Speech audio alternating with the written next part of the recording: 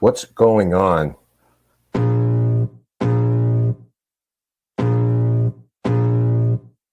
I can feel the blood creeping up from the heathens. Got will, got fight, got pride, got reason. If they wanna go eat, then you know I'm gon' feed them. If you're coming for me, hope you're ready for a demon. I got eyes in the back of my head, I'm seeing. Take me for granted and you know I'm leaving. I'ma take what's mine with the webs I'm weaving. I could take this crowd from seeing to believing. Got a taste for blood and my tongue keeps bleeding. From the words I spit, so sharp, so freezing. So cold, behold, frostbite they feeling. I could tear you apart or I could go heal them. Don't believe in fate, don't believe in ceilings. I just need a taste and my mind starts feeling. I don't pace myself, I grind on kneeling. Got lust for change, I just love the feeling.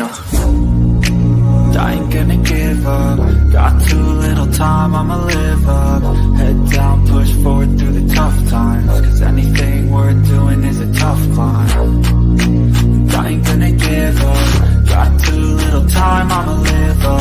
Head down, push forward through the tough times. Cause anything worth doing is a tough climb. Cause I'ma live life for the fight, yeah, I'm here to get it. I got drive, got sight, always have a vision. I go by at night, I be in my feelings. I'ma be fine, need time, and I'll soon be winning. I live life for the fight, yeah, I'm here to get it. I got drive, got sight, always have a vision. I go by at night, I be in my feelings. I'ma be fine, need time, and I'll soon be winning. I can feel the blood creeping up from the heathens. Got will, got fight, got pride, got reason. If they wanna go eat, then you know I'm gon' feed them. If you're coming for me, hope you're ready for a demon. I can feel the blood creeping up from the heathens. Got will, got fight, got pride, got reason. If they wanna go eat, then you know I'm gon' feed them. If you're coming for me, hope you're ready for a demon.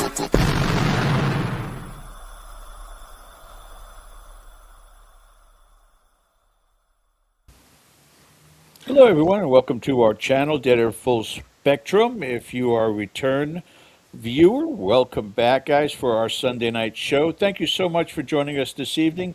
Within the next 2 hours, we are going to get into the topic of the paranormal.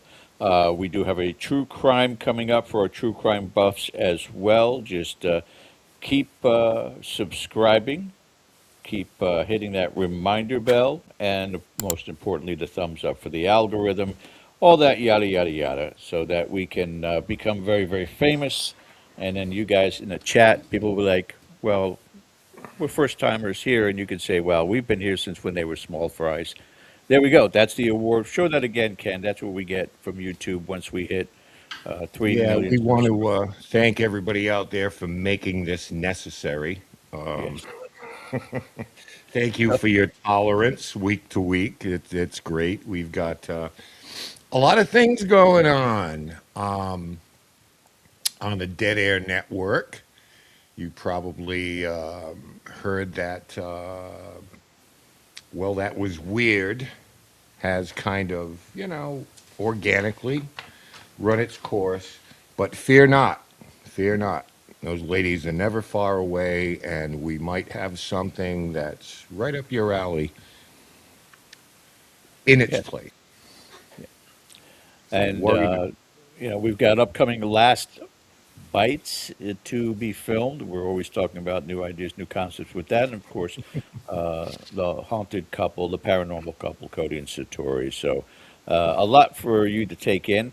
Mm. Ken, hit that Patreon banner as well, if you could, please. I want to talk about that because not only do we have a bunch of content on our Patreon channel, from tutorials to bloopers to investigations to reactions. There is our Monday town hall each and every Monday night, 8 p.m.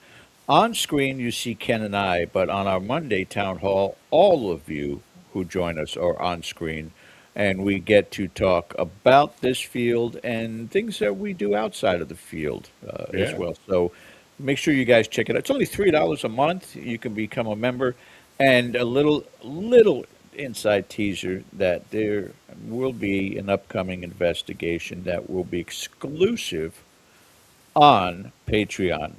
We may give a couple of samples or examples on our YouTube channel, but if you want to be there, witness it, be in the audience. You got to be a Patreon member to do that. So just keep that in mind. It's patreon.com / dead air paranormal. So all Uh, that out Along of the those way. What was lines, that, Ken? we may also have a special I'm sorry, Saturday night live investigation.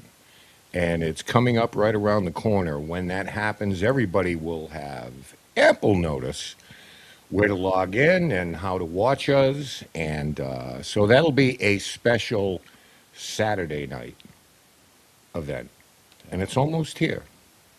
Yeah, it sucks that I live all the way down in Florida. I mean, it doesn't suck after I saw your guys' winter, but it sucks being so far away from all that activity. Yes, yes, we have Key West. Yes, we have St. Augustine, which is only about 40 minutes from my house. But I can't do it all just by myself. You have a team with you, Ken. You have a rowdy group, and part of your group got a chance to meet with our guests tonight too, so they'll probably be in agreement with me. I got nobody. If I go to investigate there, what if I get possessed? Hang on. What if I get mugged? Where's the Sarah McLaughlin music? It's in there We somewhere. put it. It's all the way at the bottom. Don't worry about it this time. But I'm just I feel left out. I feel estranged, and I'll get over it though, Ken. As you introduce our guests, and I'll go off screen. I'll clear my eyes. There we go. Tell everybody who we have tonight, Ken, please. It's magical. Okay, deep in the shadow of the Appalachian Mountains, where coal dust still clings to the earth and history lingers in every hollow, there are stories that refuse to stay buried. And these aren't just legends passed down through time, they're encounters witnessed by those who still call Appalachia home. Tonight, we're going to step beyond the folklore and into the unknown, guided by coal country paranormal. We're going to talk about haunted locations that are steeped in tragedy, resilience, and mystery. Because in coal country, the deeper you go, the darker it gets. I just came up with that. Dun dun dun. That was a great one. So without further ado, for the first time on Dead Air, give them a warm welcome. This is Coal Country Paranormal.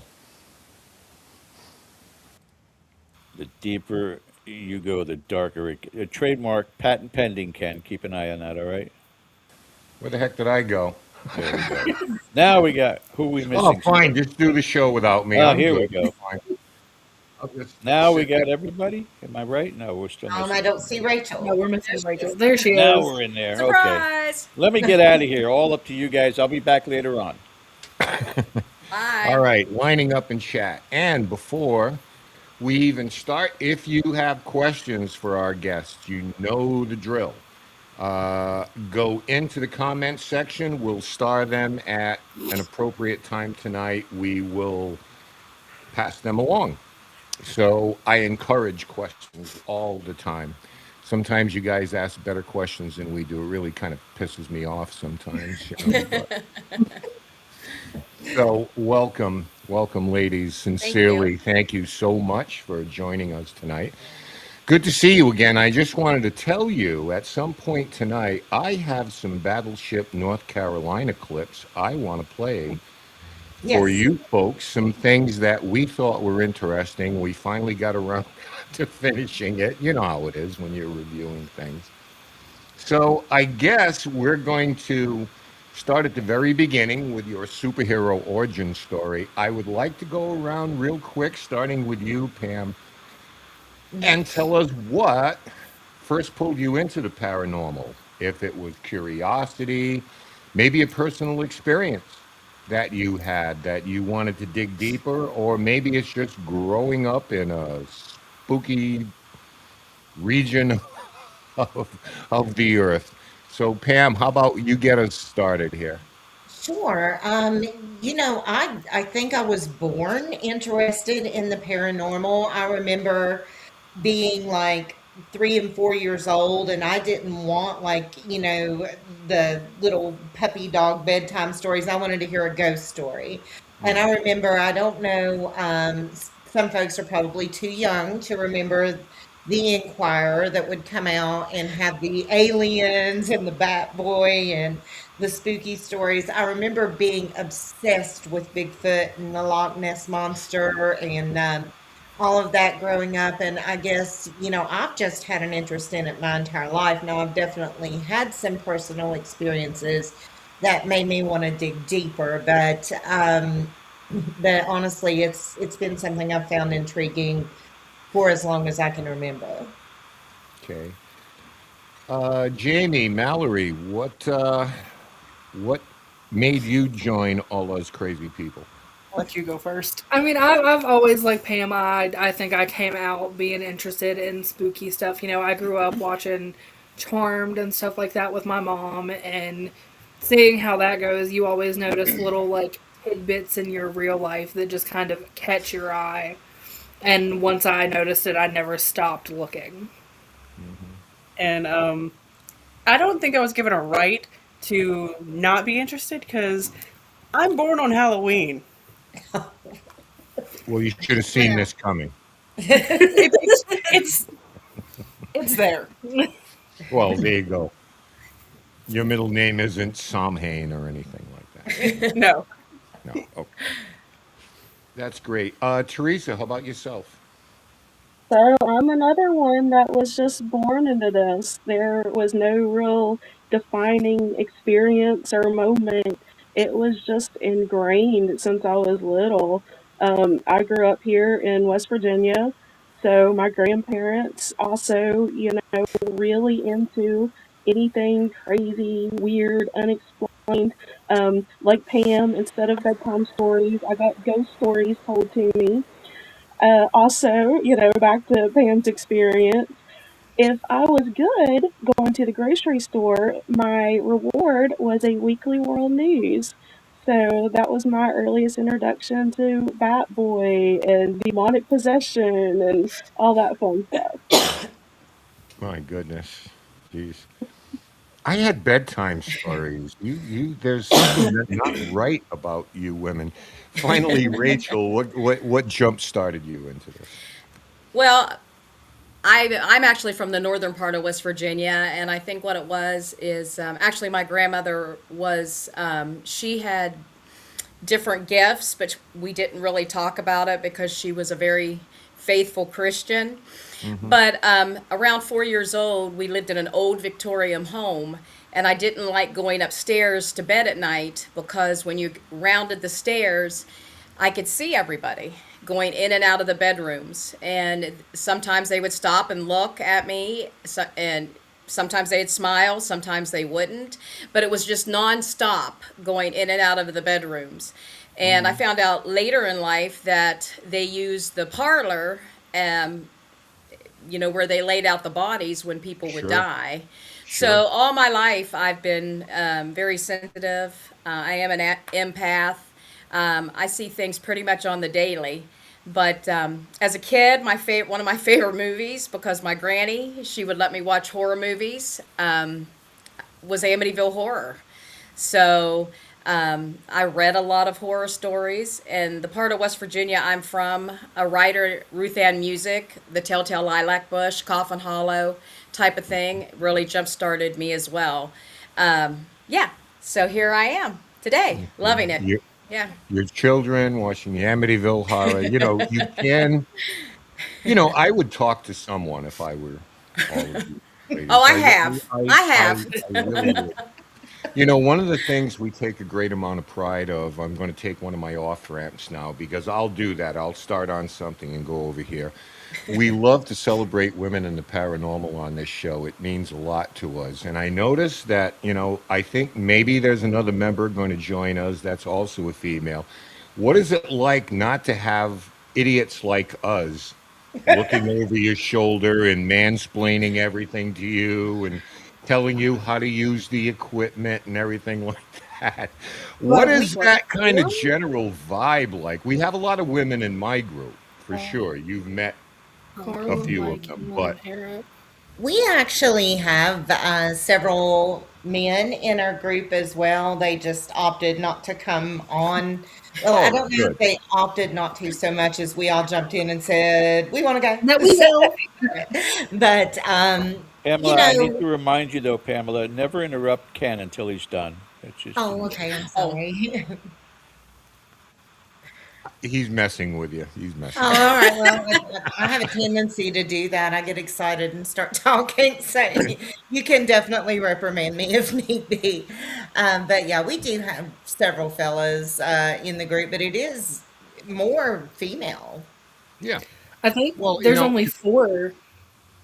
it's always because any poll will tell you that females are more immersed in the paranormal than males are, but yet they're underrepresented, whether that's on TV or whatever. It's just, I'm not going full feminist on you here or nothing like that, but we just love to get a different perspective. So let me turn you against each other now because we need drama on this show. So out of everyone who's on screen and maybe Cindy as well, who is the skeptic of the group? Come on, fess up. I don't think any of us are. I know. Ooh, Nobody Yeah, I don't here. think we have one. No. Mm-mm. I mean, for the sake of science, I do claim to be a skeptical believer. I think, we do a great disservice to the field if we just blindly believe everything. right. But having said that, um, I've seen and experienced enough to know that there is something going on that needs more study. Yeah, that's fair enough. I mean, the idea is you still have to separate, well, that's nothing. And Kind of here's like, something we should pursue, right?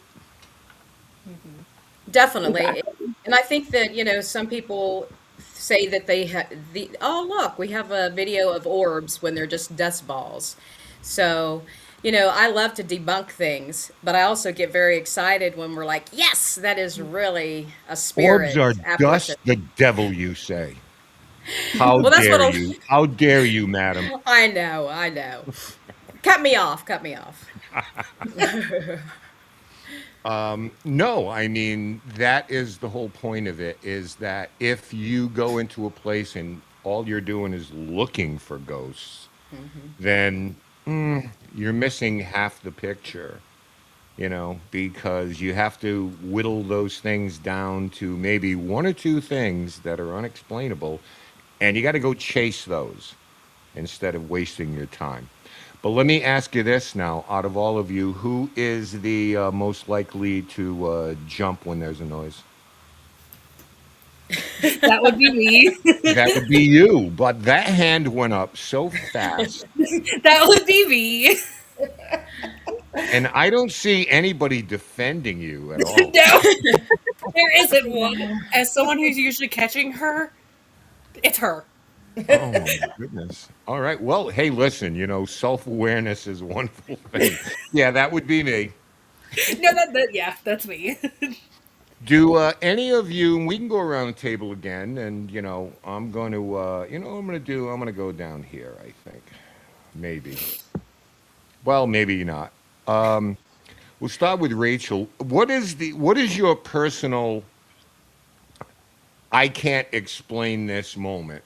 Maybe you've had dozens of them, but is there one for all of you that stands out in the time you've put into this that still maybe makes you go, weeks, months, or years later? Oh, wow.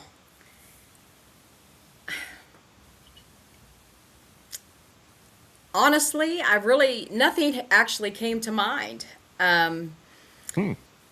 Okay, I'll tell you what it is actually. When I was 18, 19 years old, I actually had a demon visit my bedroom. Oh my God. Yeah, and I'm like, did that really happen? A little backstory was I dated this older guy, wanted to impress him, and his friends were so-called devil worshippers. So he's like, we're going to become devil worshippers. And so because I wanted to impress him, I was like, okay. So we had a little, well, they did, not me because I didn't know what I was doing. They had a little ceremony type thing and chanting, blah, blah, blah. No sacrifices, of course. But when I went home that Not night, for that. uh, I, there it was up in the corner of my room staring at me and just kept going down the wall and was coming closer to my bed, and my covers were pulling up close to my neck. I hadn't been drinking, I hadn't been smoking anything, and I started praying. I did. I started praying, and everything just finally went away. The demon was gone. Yeah, I don't want to be a devil worshiper. That was that was way too intense. There was a show called Evil that used to be on, and there was Yeah. a demon in there, George. And the first time I saw him, I was petrified because the one that I saw actually looked very similar to George. But now I laugh at him because I think he's a funny demon. So I don't play around with that. If I go into a place that has very dark, possible demon energy, I don't want anything to do with it. So Yeah. it still haunts me a little bit. Sounds like you had a what they call a creeper. I had something going on there. Yeah, a Yeah, creeper definitely. in the room. Are Hey, you talking about the bring guy she was dating or Yes. the thing in the room for the creeper? Yeah. day in the light. Both. Both. Who else wants to jump in on this one? Is there's a case or an event or some location you've been where you're still kind of harking back to that now and again because you don't really have it all figured out. That would be me. Okay. Um, when I was younger, I was watching my cousin. Granted, to preface this, my house was haunted and I blatantly knew it. Whatever was in my house hated babies, especially any being under 5 years old. My cousin at the time was about 3, and I dealt with the knocked over baby bottles, the unfolded clothes that I just put up, but I drew a line when I pulled her. She started screaming bloody murder after I pulled her out of her rocker, and I'm confused at why this baby is screaming. Hmm. I undid her onesie, and across her back, I just saw scratches show up. And I'm just like, I have no explanation, but I threatened a ghost. Jeez.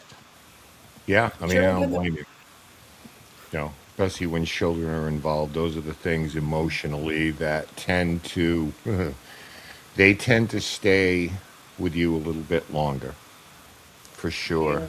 Um, Teresa, how have how have your beliefs about the paranormal evolved since you've been like formally investigating, studying, and researching?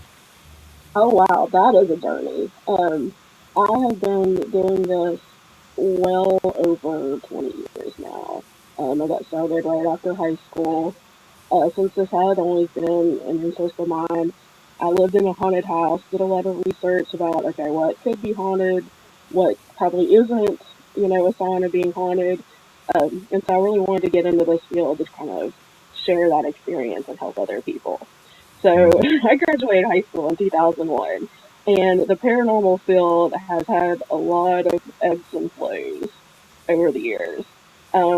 There have been times where I have just been so fed up that I decided, I don't even believe anything's going on.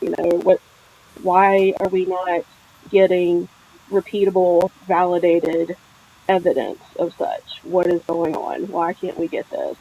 Um, there's been times where I have, I don't know, it's been kind of different because I always have been more on the skeptical side and more on the scientific side of investigating, even though I love history. History and folklore is my big thing. But there came a point where I started to be more open minded about psionic abilities and parapsychology and really kind of just start listening to myself. And, even, if I thought that I saw something or thought that I picked up something, felt something, even if I thought that it was crazy, I would go ahead and document it for, and, over the years I realized that there's a really, there's a lot to be said for psychic abilities and empathic abilities and similar. Hmm. Yeah, and if anybody wants to jump in because they want to add something to a question, just go ahead and tell me to shut up. But that's the great thing, I think, Teresa, about the paranormal is that you've got this study, but if you want to branch out, you can study linguistics, history, psychology, quantum physics, or depending on how deep you want to go. So it doesn't begin and end there. And that's one of the more attractive things to me about it because you can tie all of those kind of things together, you And know. that's what I always tell people too. It's like it doesn't really matter what your background and skill set is. Hmm. Mm. You will find a place in the paranormal field that, you will be able to use that background and skills for. Not only can you find a place, but to be honest, you are necessary in Absolutely. this This is field. such a multi-pronged, field that, I mean, we can't just look at one aspect of it. We have to look at the whole picture. You bet. You know, you start with a blank canvas on this. There's no doubt. Pamela, do you think, let's talk a little bit about Appalachia because, I live up in the Northeast, first settlers. You live in Appalachia. I mean, we're so fortunate to live in parts of the country where there's so much folklore and so much superstition. With that comes the hauntings and just the very age. Do you think Appalachian hauntings are more tied to land, history, Oh. cultural, spiritual type of things, or is this a mishmash of all of it together? It is definitely a mishmash. The land is very haunted, and I think a lot of our more well-known hauntings can be tied back more to the land than the structure that's on them. But then, of course, there are some places in Appalachia that the events that occurred inside the home left the home or the business or the building itself with that. I don't know that it's residual or if it's intelligent every time, but sometimes it is the building that holds the energy. And I do want to go back to your previous question, and you were talking with Teresa about the different aspects and that you can go into and the history. She's being very humble because I want to tell you Hmm. that she is the author of Teresa's Haunted History of the Tri-State. It's been around for about 15 years. So if you ever Google haunted in West Virginia, her blog will come up. That will be the first thing Yay. that so This is Yeah. not the show to be humble on, Teresa. Toot your horn. no, but Yeah, I think that again, yeah, I don't want to, go on about Appalachia if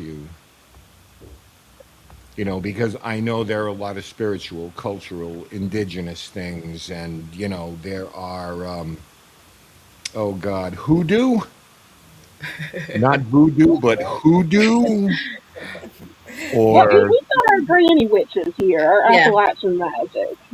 okay, okay, and but I know that there are, not necessarily something dark, but something. It's sort of like a community-based sort of ritual, but I just like wrote about it and it's gone. Rachel, a lot of people talk about energy in Hmm. places, residual energy, energy that's left behind. And a lot of times the theory is there's so much trauma, and that trauma leaves an imprint.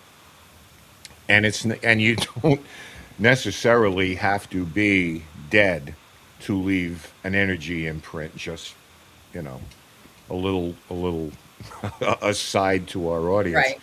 But mining towns, is that, do you think, more prevalent, the idea of trauma, turmoil, death, um, illness, is that what where is that take up an overwhelming amount of what's happening in that particular region because of its history? Well, I do. I think that's a lot of it. There's a lot of Native American influence as well. I'm actually, like I had mentioned earlier, I'm from the northern part of West Virginia, and actually a town called Fairmont. And right outside of Fairmont is a little town called Monongah. And it was one of the worst mining disasters in history. It happened in 1907, I think December 6th, 1907. And I actually went there. This was actually before I joined this group, just as a, an amateur paranormal investigator with a local group there. And there was so much energy and so much sadness and so much, the emotions were so difficult to pull apart. It was it felt like just a big ball of energy around me. Being an empath, oftentimes I have to be by myself for a while because especially Sure. when we go and investigate, yes, everybody's like talk talk talk talk talk. They want to talk. But yes, at that location there in Monongah, I could see the coal miners up on the hilltop. The closer that I got to the mine, you can't go in it; they have it blocked off. The sadder it got, I could feel the people, the wives and their children. I could feel them crying, just mourning over the loss of all the miners that had passed. It is definitely a place that I mean I go by the I grew up in Fairmont and I would go by there all the time. But now that I've been there, I want to go back because they need some healing, I feel, and I feel personally for myself, I feel like that maybe I can help them with that. But it can be very overwhelming. It's very overwhelming. Yeah. A lot of Yeah. times people are looking for somebody, Rachel, to just have that conversation with. Oh yeah. Because you know how it is. A lot of times people will tell us stories. They won't even tell their family or best friends. They'll tell Yeah. us as a complete stranger because they just, they want to be heard. They want maybe a Most little bit definitely. counseling. Wanted to ask you this, Teresa, if you're having problems with your camera, hopefully you can hear us. Do have any of the rest of you at some point, other than Rachel, ever encountered something that you did not think was human? Not necessarily demonic, because I think that's one of the most overused things. Demon, demon, demon. I know it sells. I know that you get a lot of views on YouTube if you're running around possessed. I understand that. But it doesn't have to be something demonic, to be inhuman. Real quickly, does anybody have a story or an encounter on that you want to share? Pamela, go. So let me tell you about the time that I lost 3 hours of my life. St. Coleman's Irish Catholic Church that sits in kind of between Bragg, West Virginia, and Hinton. Now, the church, someone did burn it to the ground because of the kind of activity that it produced, and they were convinced that it was a demon. It's never really a demon. I mean, you may have an elemental, you may have something you can't quite define, but it's rarely a demon. Right.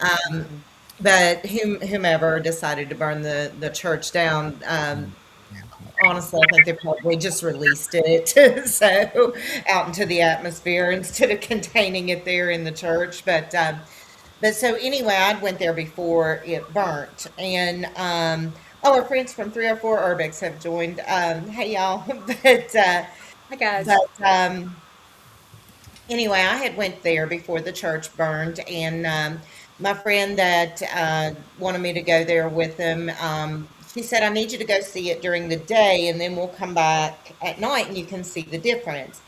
And so we go during the day, and it's eerie. It's eerie. You can definitely feel that there's some stuff going on. Um, but we come back later that night after dark. And we get out of the car. Well, she has an experience right away. Her boyfriend has an experience right away. They say, we're not going. They get back in the car. Me and the other person that were with them, we were like, well, we're going to go ahead and go up here. Well, I got to the edge of the grass, and the grass was a little bit overgrown, not bad, not enough that you couldn't see. And keep in mind, I'm not afraid of snakes. I mean, do I want to step on one? No, that's going to startle me a bit, but just seeing one, I'm going to walk around. I'm not going to be too worried about it. Um, but I get to the edge of this gravel, and I'm terrified not just of snakes, but of copperheads. I will not take a step further because, in my mind's eye, they are 3 foot deep and there are thousands of them. And very unusual for me to feel that way. I mean, in the grass, like I said, it was a little high, but you could see enough, where you were stepping, and we had flashlights, but I couldn't do it. Could not take another step. So the person I was with, we stood there, and it was about maybe 11:45, 12 o'clock when we'd walked up there, and we stood there for what we thought was 15, 20 minutes. We did see things moving in the woods. We could see shadows moving in the church. Shouldn't have been. But we were thinking, well, our friends are in the car waiting for us. We should probably go. So, and I wouldn't take a step further to go investigate any further anyway. I just couldn't because of the snake fear. So we get back to the car, and they ask us, what were you guys doing up there for so long? And I was like, oh man, we've upset them. We were gone too long. We look at the clock. We had stood there for 3 hours. I have no idea what happened in that 3 hours, because for us, with the time that was passing, was literally, we thought 15, 20 minutes tops. Oh my! Wow. Yeah, so I lost Yeah. 3 hours of my life there. But here's where the copperheads play in, though. On the drive out of there to get back to the main road, because it's up on top of a mountain, on the drive out, which is maybe a couple of miles, about every 500 foot, there were copperheads in the road. One of them was rearing up and striking at the car as we were leaving the mountain. Wow. Yeah, so that's, I don't think that was a human spirit we were dealing with.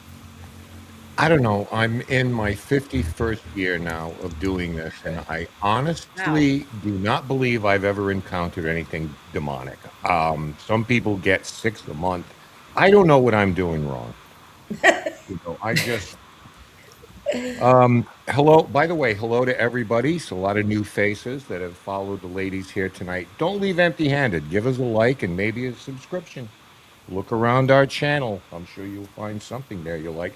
I want to sneak in one more question before I bring in George. And I ask this especially at a lot of historic regions, right? Do you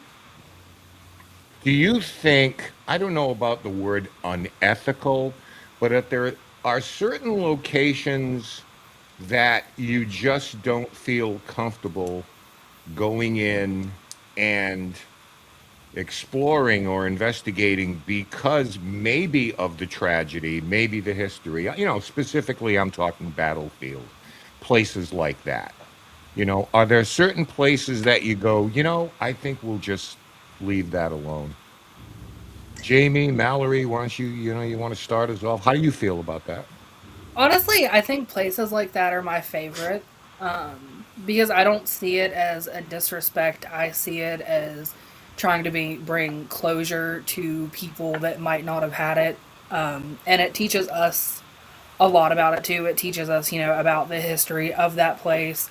It tells stories that might not otherwise get told. So I don't feel like there is anywhere that should be off limits, so to say. With that being said, I don't really like to investigate churches and things like that, just because of everybody's like separate beliefs in Okay. like what we do. Yeah, that's it. I mean, that's exactly what I'm getting at. Everybody, one size doesn't fit all. Mallory, you want to jump in on that too? How do you feel? I agree. But I'm like, I'm willing to go search a church. I'm the one that's like, oh, there's a basement. Let's go. And Well, it's you're a like, if basement you want to guy. get lost in a room, take me with you. I'll be the first one to go because why not? Yeah. She likes Well, to be cannon fodder. I need We'll more be cannon people like fodder. I need more people like you. I go in basements and attics. I'm 6'4", so I come out Ooh. with cobwebs on my hat. And it's bizarre. Pam, Teresa, Rachel, you want to jump in on this before I turn it over to George? Anybody want to jump this topic? Yeah, I can add a little bit. And Kevin could probably back me up on this too, since we both interviewed the same person. So the question of ethics is something that over my own personal journey with paranormal investigation, I've kind of struggled with several times. I do think that permission to investigate a location and your intent, your respect, um, there goes a long way. But there are some locations that I have in the past kind of been like, man, how can we best showcase the good and the bad history without exploiting those Right. who were exploited in the past? And a big one that we recently did was the Litz Mansion in Tazewell, Virginia, which is a former slave plantation. Um, and we actually were contacted by a descendant of the slaves who worked at the plantation, and we had a absolutely wonderful, enlightening conversation with her. And I felt so much better. It's like, okay, she wants these stories out there. We want to give a voice to those who can't speak for themselves anymore. Yeah. um, and so it relayed some of those fears that I had of, man, are we exploiting a population of people that were exploited in life? Now we're trying to exploit them in death. Yeah, I But mean it's hard because you have people as soon as a celebrity dies, they're doing spirit box sessions to see if they can reach them. I have no use for that. I think it's all performative and there's no substance to it, and that's about as disrespectful as you can get. When I return in the second half, we are going to play some evidence clips here, and we're going to have the ladies listen to this. Remember, get those questions in, and with that, George, come on in, my friend. Thank you, Ken, very much. I appreciate it. I really kind of want to go where anybody can speak up during this time. And a lot of it is with respect to the social feeds, the social media. That's primarily what I do for the show. Ken is the full-time investigator. I'm 20, 25 years into doing this. I've traveled all over the country investigating, but it's a different world now. Everything is about getting your name, getting the word out there via social media. First question, anybody can answer, all can disagree. Time together. How long have you guys been together as a team? Our birthday was actually Friday, September the 13th of 2024. That's when we were born, and so we're what, about a year and a half old now, closing Something in like on that. 2 years. Yeah. Oh no, we're still kind of new. Yeah, We only Yeah. joined in like November. November. Well, we're talking Teresa with 20 years experience. Let's go around too. Pamela, how long have you been in the field? Um, I have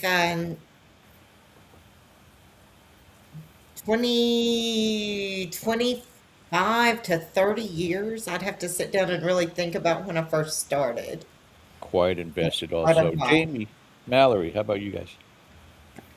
I've mostly just dabbled. I would say AGT is the first time that like I've seriously tried to like get into it, like and do something with it.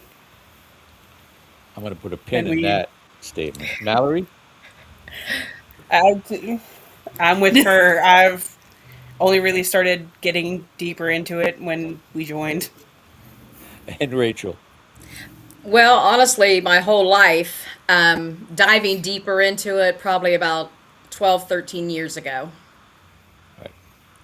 So, going back to Jamie and Mallory, as you guys who are seasoned investigators have been around them, do they sort of magnetize the activity? Does it seem to be around them because they're newbies?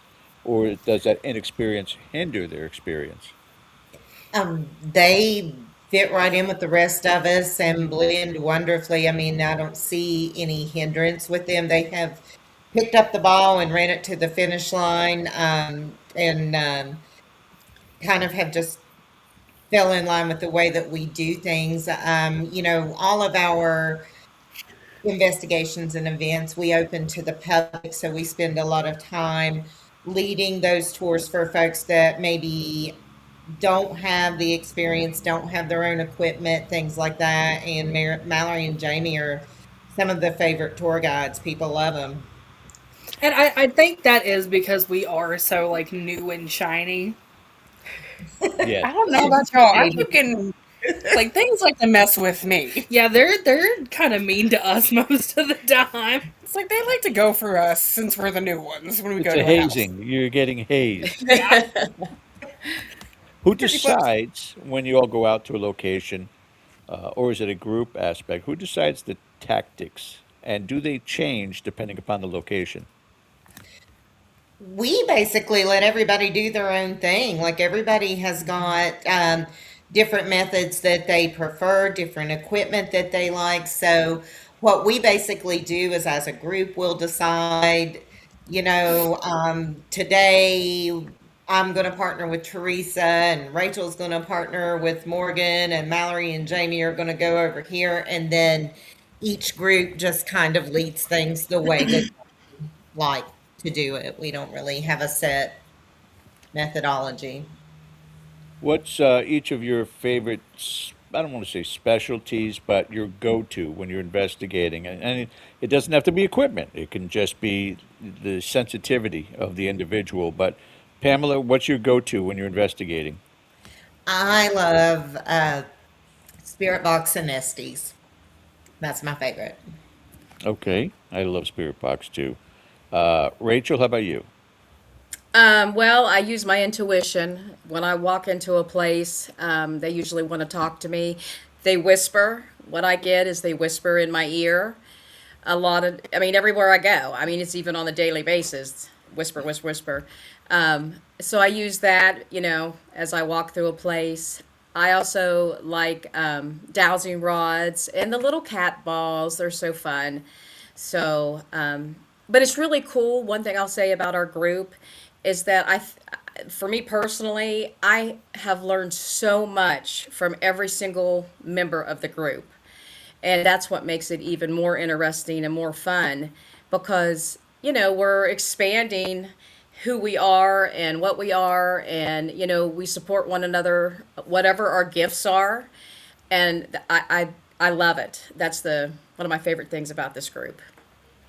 Teresa, just staying with the metaphysical for a second, but in the 20 years you've been doing this, have you found your fifth sense, sixth sense kind of honing, sharpening as you've been doing this?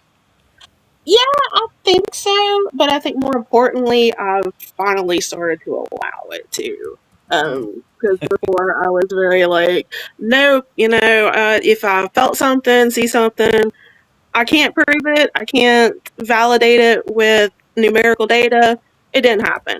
Um, but now I'm more open to just at least documenting it as part of the experience, and then we can go back and see if there are multiple layers of validation. Did we get some sort of reading? Is there historical documentation to back up what I picked up on? And surprisingly, we've had some success. And your go-to procedure or equipment? Honestly, besides Estes, because oh my gosh, we have gotten some hilarious responses over the years. Um, I just like to kind of sometimes just sit quietly and observe and let just see and feel what's going on around me. Absorb the energies of what's happening. And finally, Jamie and Mallory, as the newbies, what have you chosen to be your weapon on investigation? For me, I go with a blend of intuition and SDs. At first, I wanted to learn as much about the history of the places as I could, but as I've started going in, I prefer to go in blind and feel my way through things and then compare and contrast after. And I always do really well on the spirit boxes. Yeah, mine is oh, this is a dark, scary looking place. Let's go. Thermal camera.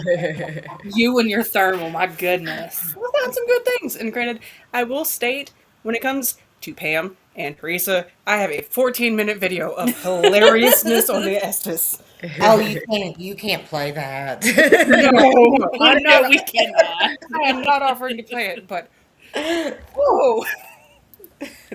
Well, it makes me curious then, at least from what I've been searching for. Yes, you're on Facebook. Do you all have your evidence posted anywhere else on social media, or is that your intention to do so? Because as I talked about the social media aspect of this, you're going to get friend requests from people that are watching this.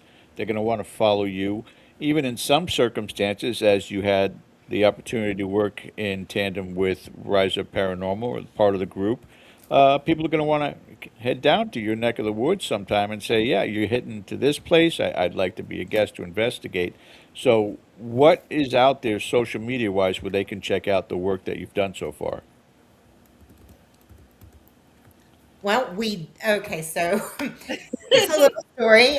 So we had to recently rebuild our social media from the ground up.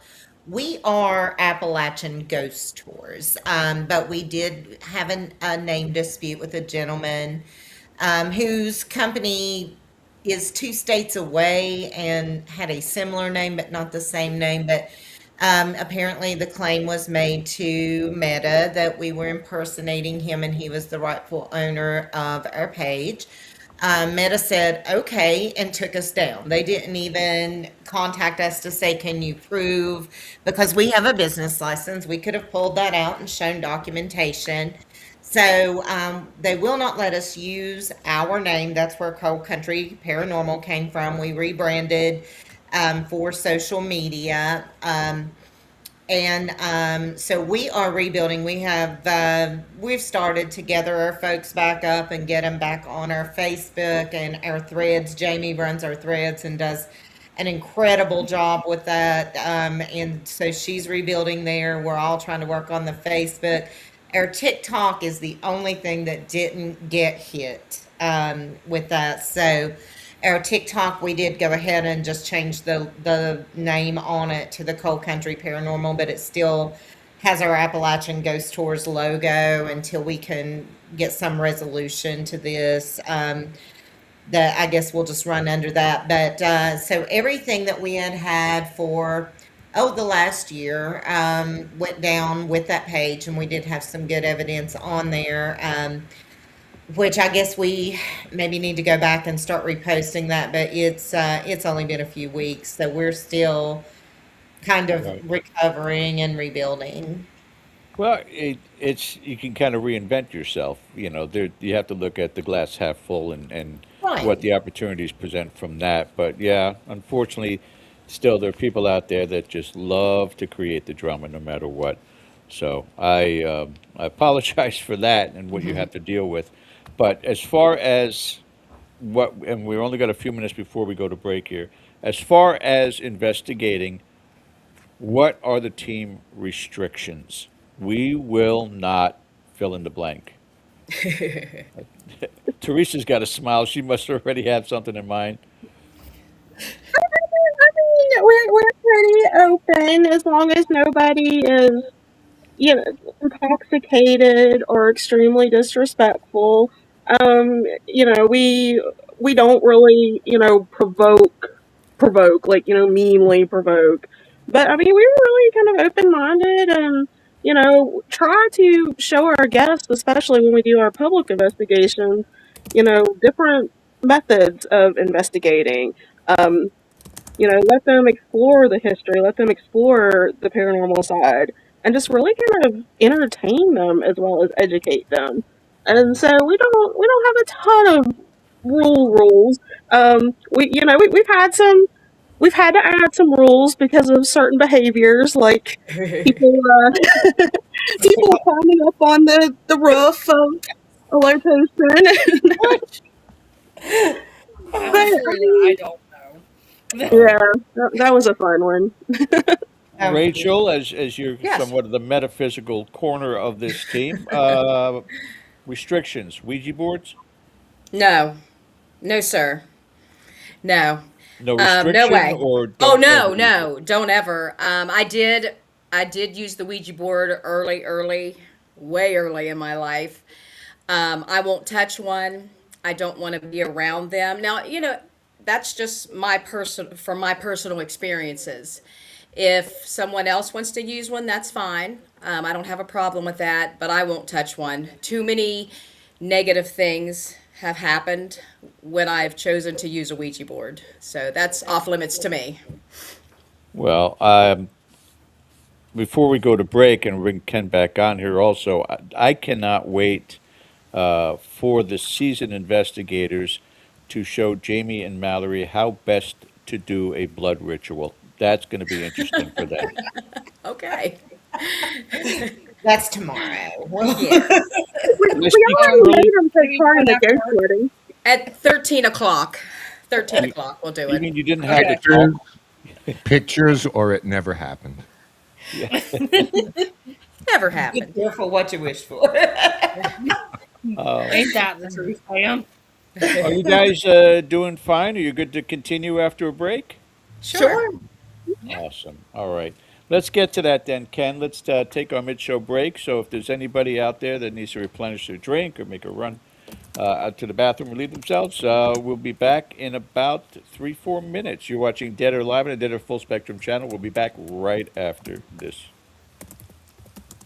We'll be right back after the commercial break.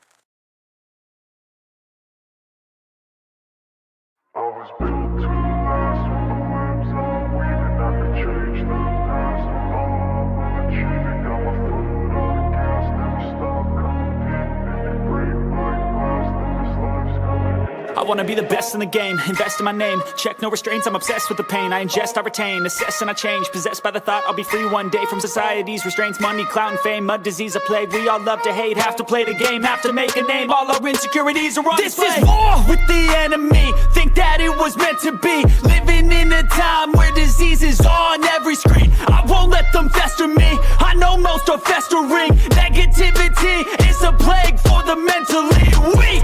No mercy, all I got is working. Never stop searching, never quench the thirsty. I'm toxic and psychotic with this logic, you can't stop it. It's been chronic since I was a boy, so neurotic and chaotic. Go! To last with the webs I'm weaving. I could change the past with all I'm achieving. Got my foot on gas, never stop competing. If you break like glass, then this life's gonna eat 'em. Make mistakes real fast, then you learn how to beat 'em. If you take off the cast, you can see all the healing. If the pain's in the past, move on from the grave and put your foot on the gas. No, never stop competing, yeah. I've been doing this, I'm on it.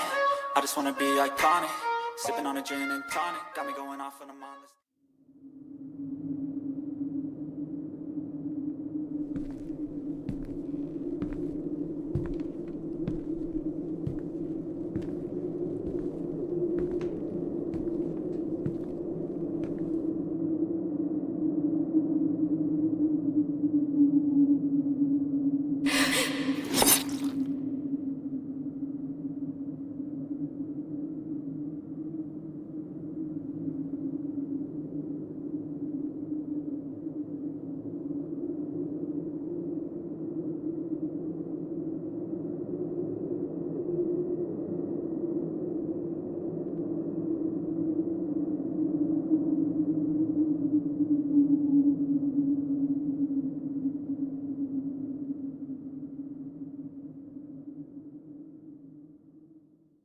And now, back to our show. All right, guys, welcome back. And let me see if I can do this again. Studio mode off. There we go. Everybody on screen except for Rachel. Bring Rachel back on too. Everybody stepped away for a moment, but welcome back. Got a couple questions also that are building up in the chat. We'll be getting to that a little bit later on. But thank you guys again for joining us. And again, it's one of those things that I always look at from a social media aspect. You guys are ghost hunters, but you also kind of split your time off, at least part of your team does, in search of Bigfoot. Well, we actually have some folks that come in and assist with that. None of us are seasoned Bigfoot hunters. You've met me, Ken. You know I'm not going to be able to trek through the woods without dying. But Teresa can tell you she knows them better. But Les and Danny help us a lot. If you want to tell them a little bit about what they do, Teresa, you've known them longer. Yeah, so I know Les Odo. Um, he's here from West Virginia. He runs the West Virginia Case, which is Cryptids and Strange Encounters Facebook page and YouTube channel. And he started out as a ghost hunter, but then got really involved in Bigfoot research. And so now he's probably one of the premier Bigfoot researchers in this part of the country. He was instrumental in getting the West Virginia Bigfoot Museum in Sutton, West Virginia up and running. He is a yearly speaker at the West Virginia Bigfoot Festival. He's been on TV, he's been on different YouTube channels, and I am so lucky that I met him several years ago and have gotten to call him my friend. And his sidekick, Danny Buckner, I don't know him as well. I just met him about a year or so ago, but he's awesome as well. He always is willing to come in and step in and help us with these events. So we're hoping to bring in more Bigfoot hunting, activities as part of our events coming up. And yeah, with the seasons now warming up, giving you an opportunity to get out there. Dude, I'm right there with you, though, Teresa.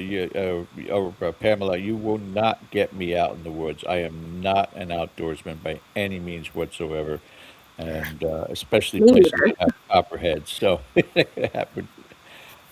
Before I turn it back over to Ken, I wanted to, and I'll let you respond after I'm off screen here, Rachel, but this is regards to your demon experience.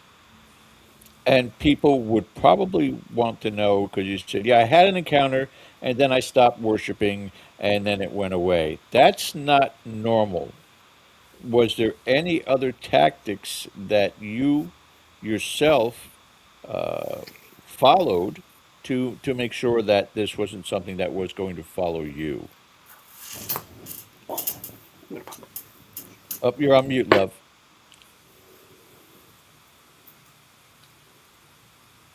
You got it now? I think. There Am we I go. there? Now you're back. Go ahead. Yeah. Sorry about Yep. that. But no, I was so young when it happened, and not being. I knew. I knew that there were things out there that people would see, and those kind of things, myself included. But it was so taboo back when I was a kid that you just didn't talk about it. Um, I never saw it again, even though I had a lot of other creepy things happen to me. But now I protect myself with the stones that I carry. I say a prayer before I go investigate. I say a prayer after the investigation. Um, I'm just very careful because I have had some dark energy, not demons, but a dark energy consume me. So I take on everybody's energy, and so I'm very careful to protect myself now. I don't know where it went, what it did, but I know that it was gone. So, and I know I've never seen it again. Yeah. Oh, thank you. You're good. Go in peace. Thank you. Um, I want to talk a little bit because I want to get into some of these tips. And see you. I have a suggestion there. Cody says, Ken, let's go look for Bigfoot. Yeah, yeah, sure. Anytime. Where? Let me jump in on that. Hop Fest Hutton, June 6th, 5th and 6th, we are running Bigfoot hunts up at the Sutton Dam, which has been a place where they've had a lot of sightings, and you will have experienced guides, Les and Danny, with you, not us. So, or Okay. Not they're us, just no. going to be following. I'm just saying, I don't know how many Bigfoot are running around Bristol, Rhode Island, so we're going to have to branch out. We're going to have to Yeah. Come to widen West Virginia. widen our horizons a little bit. Real quick question on the ghost tour. I assume your history you want to be accurate because a lot of people, give the folklore, and that's fine. To be entertaining is part of the whole process. But there are also stories that indict some otherwise really good people. This one's called a witch, that one's called, and then you do the research and you find out they were upstanding citizens, very well respected. But do you ever leave any of the really creepy stuff out? I guess maybe it's age dependent. I don't know how you handle that 16 over 18 over. I have no idea. But do you ever find yourself like, we don't need to go there and tell that story? That would be Teresa's baby there because where she does the history blog, she's usually the one that is sharing the details. So I'll see if Teresa can weigh in on that. So first off, historical accuracy is one of my major goals in the paranormal community.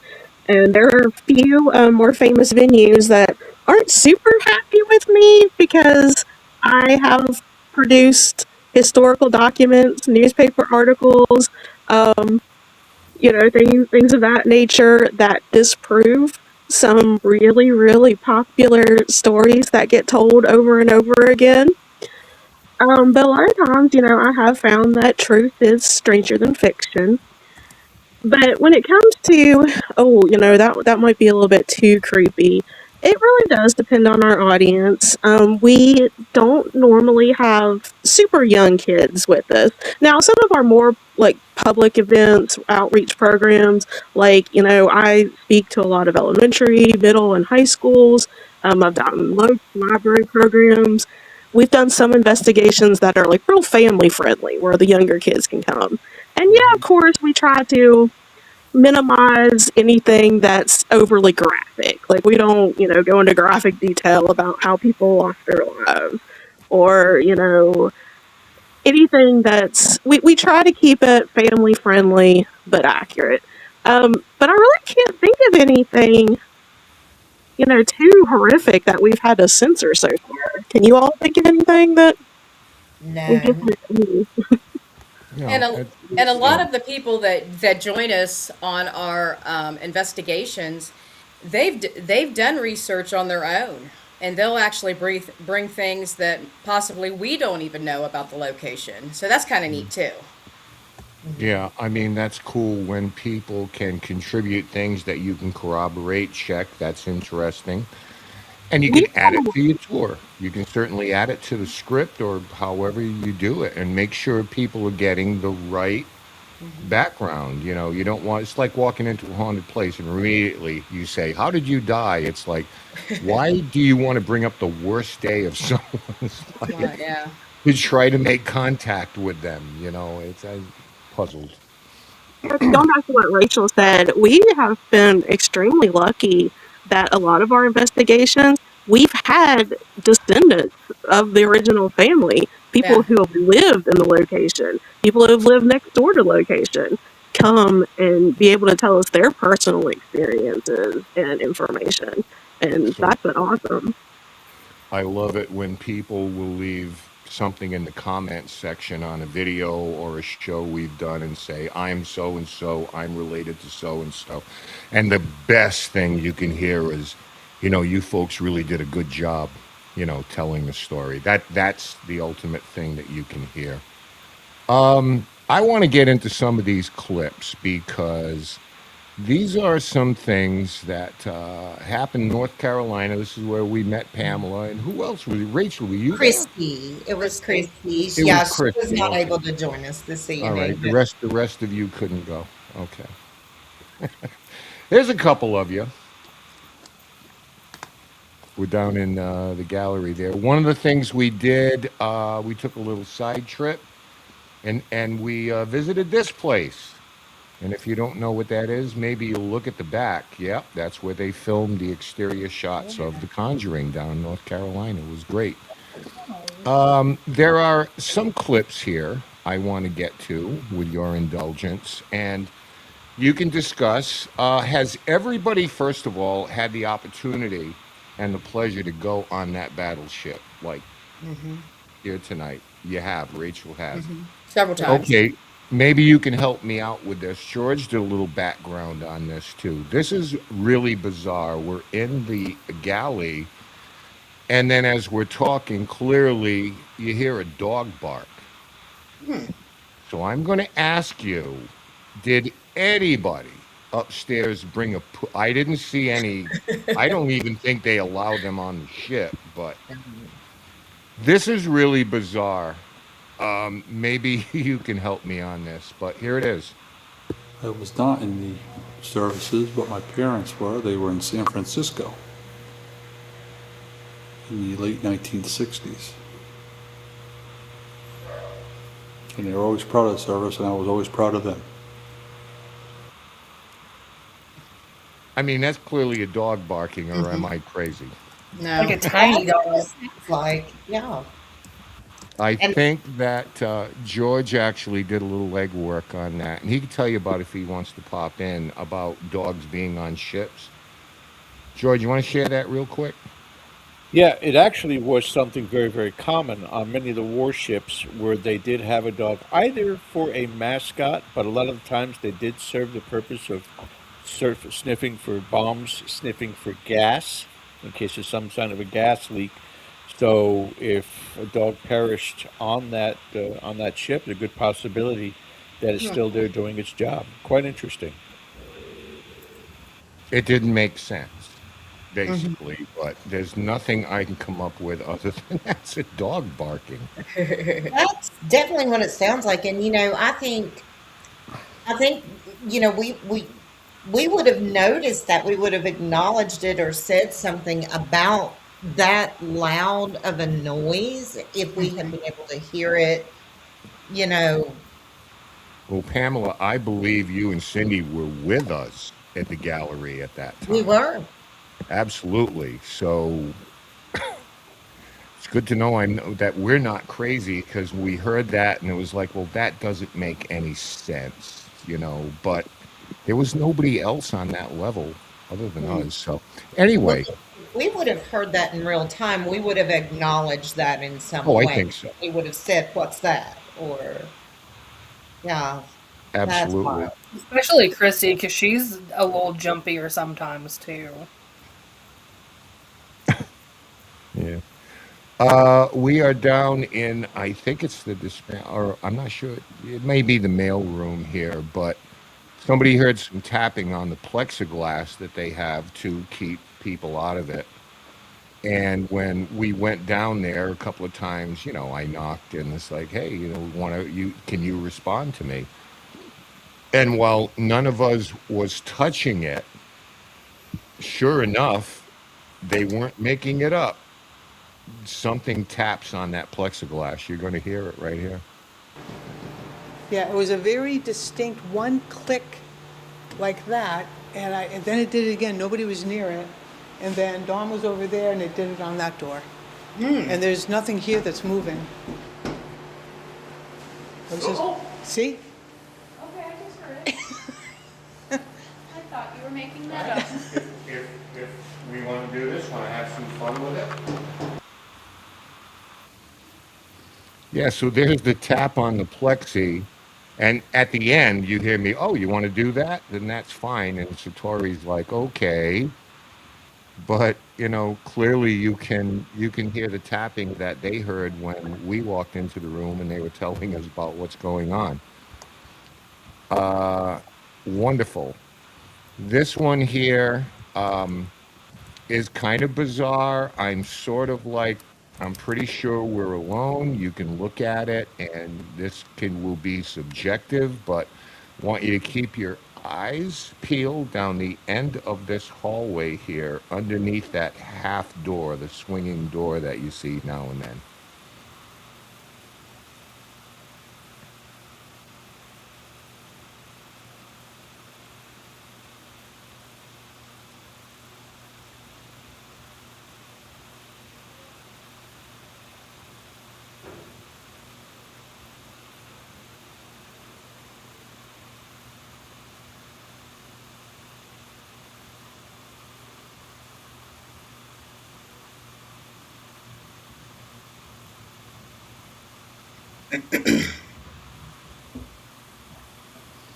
Underneath it is just some movement there.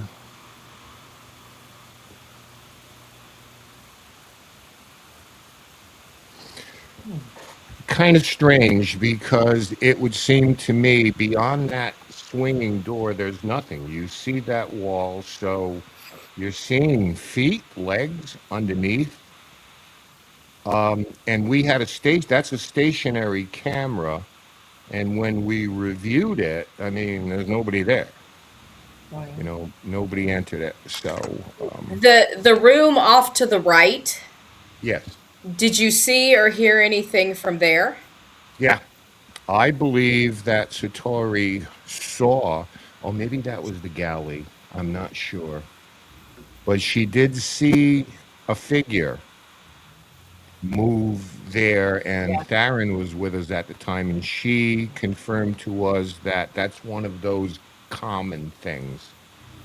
Sort of like in the kitchen area, and there's a room off that. I mean, I'm doing this on recall because easy to get lost on that ship. It's huge, but Oh, it's beautiful. yeah. This is her in the kitchen. We're asking whether or not she came up with, did you have a candy shop here? And I think we get a response, and there's more on this to come, but this is it.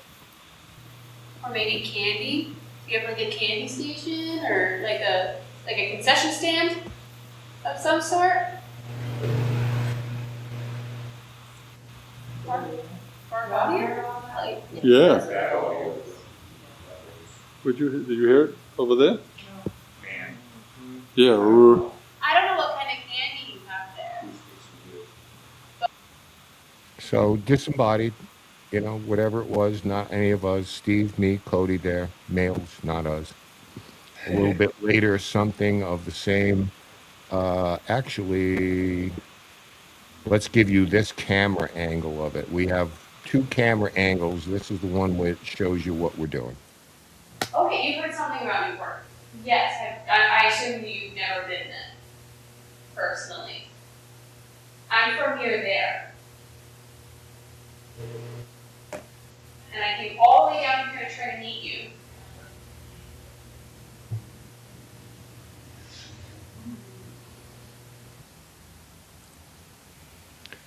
Now, the next thing, those voices sound eerily familiar to me. They both had the same tenor and tone to them, so I put this together, and then there's an added extra bonus in this, something that we didn't hear until I really got into the sound program and got like below 20 hertz, real infrasound. This is interesting. First of all,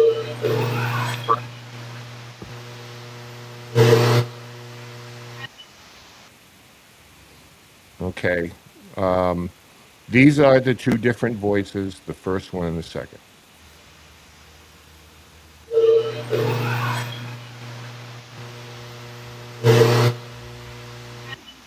At the beginning of this, just before the loud part, it's almost like you hear the number 7 as soon as it starts, and then something.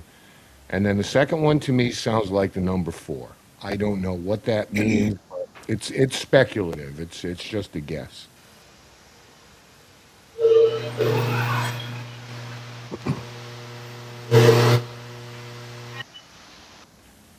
So anyway, I don't want to lead anybody down the wrong path here, but those are some of the things that we pulled up at in North Carolina when we did the battleship. It was a wonderful trip, 13 hours.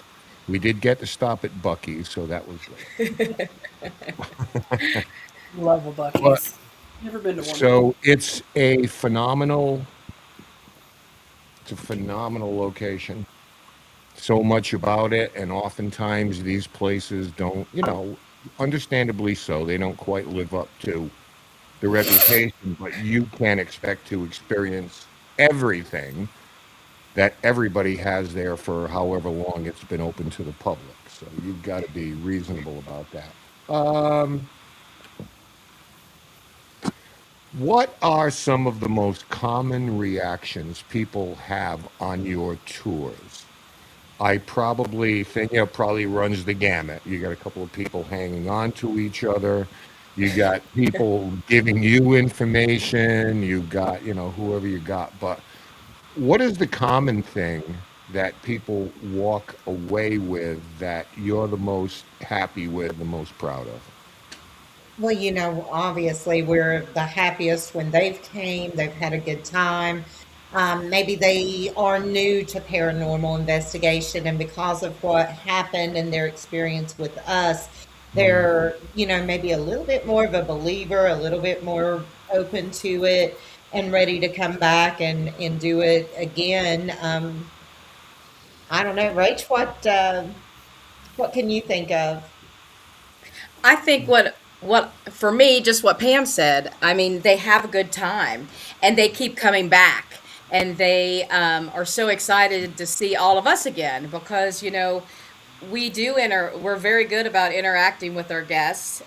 We feed our guests, We do. so We yeah, do. and We do. yeah, and some of them, they don't find that, they're like, oh, we didn't know we were going to get fed. So that's always good. And we just don't give them like a piece of bread and a piece of cheese. I mean, we yeah. really go full force, different, and usually different locations, we have different types of food for them. So, yeah, we're just down to earth, friendly people who like to have a good time, and we like to show our guests a good time. Mm. I endorse that 100% because I love the idea of a dinner and stories and swapping stories, and everybody sits and gets to know each other that have never met before, and then you investigate, and it makes things cooler. So I think that's a great thing. Yeah. That's Pam, actually you kind of how we fell into this.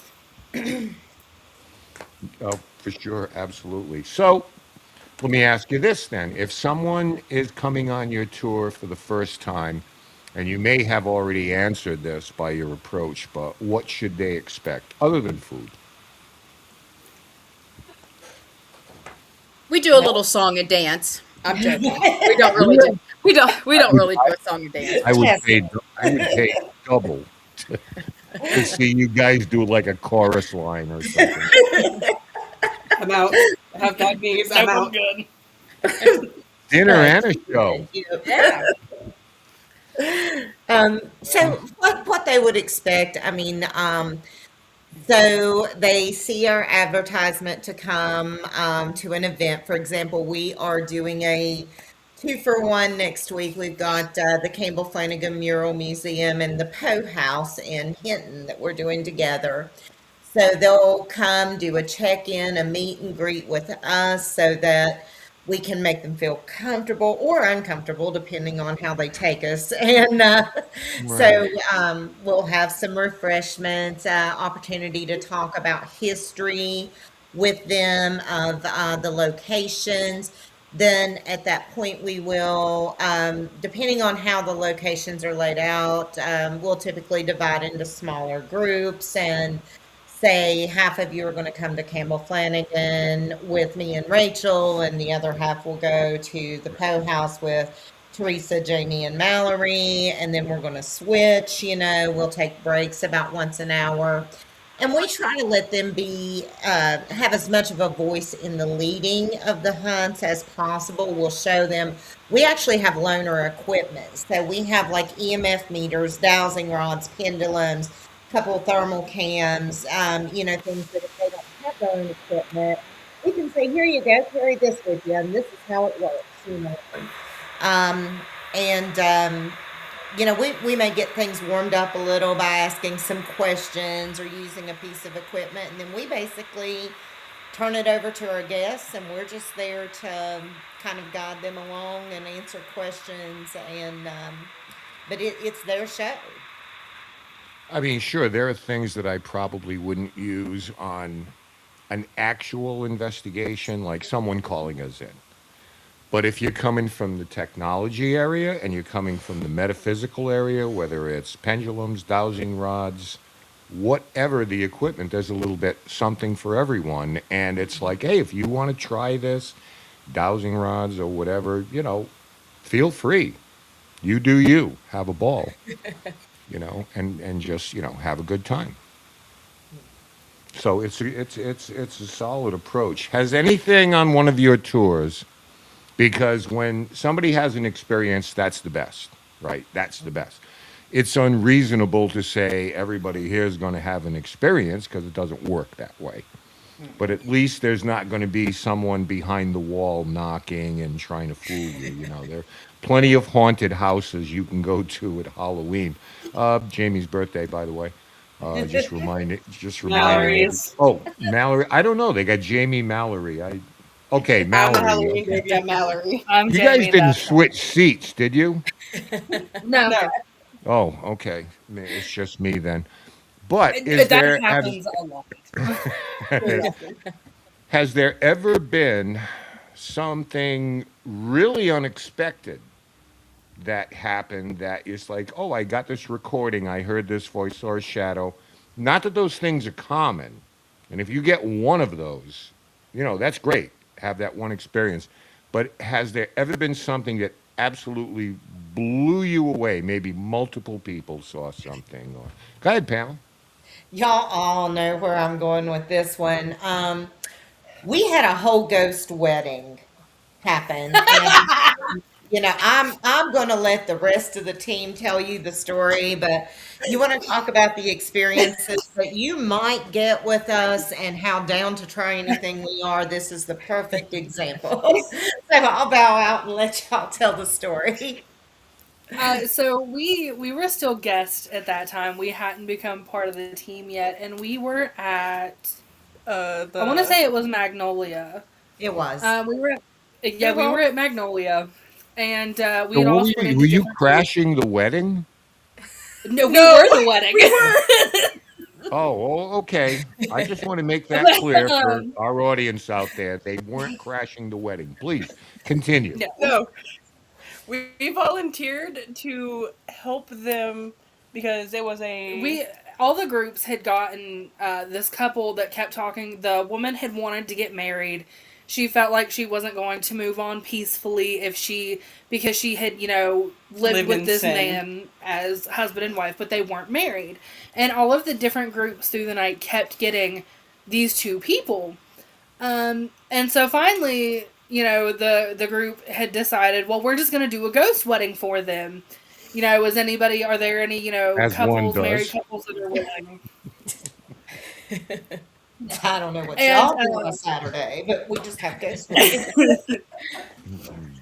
they had asked if there was any married couples that would be willing to, step in and do the Estes, and they had asked if, anybody was ordained. So one of the other guests was ordained, and we decided to step in and be the married couple. The husband, which was who I was playing, was not real fond of the idea, for sure. He had some choice words to say about it. It wasn't one of them was no, Yeah. like loud no.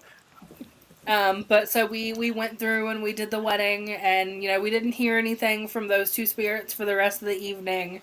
So I like to think that we did some good, at least on her part. I don't know about Mr. Frank, but It's like He had she some was. so he's ghost She happy. was like yes, now, please. please. We were Yeah. doing a double Estes session. So each Jamie and Yeah. Mallory both had headsets on and were listening to individual spirit boxes. So they had no idea what our ordained minister was saying, what was going on around them. And it was hilarious because the minister was like, "Do you take this woman to be your wife?" No. Like, I Well, mean, and it they was couldn't hear each hilarious. other either, so it Yeah, was. Mr. Frank, he was not having it.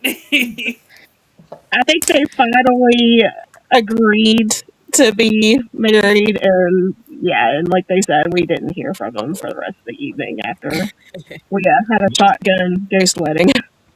An opportunity was missed. I would have said, are you with the party of the groom or the party of the bride? That would have that would have been my next question. How about would you call that pretty much like maybe the funniest thing that happened to you? Because I think humor is a wonderful thing. I mean, I know we all take what we do seriously, but taking yourself seriously can be you know, if it's appropriate, I love a little humor. How often do you run in or encounter spirits that have that kind of personality?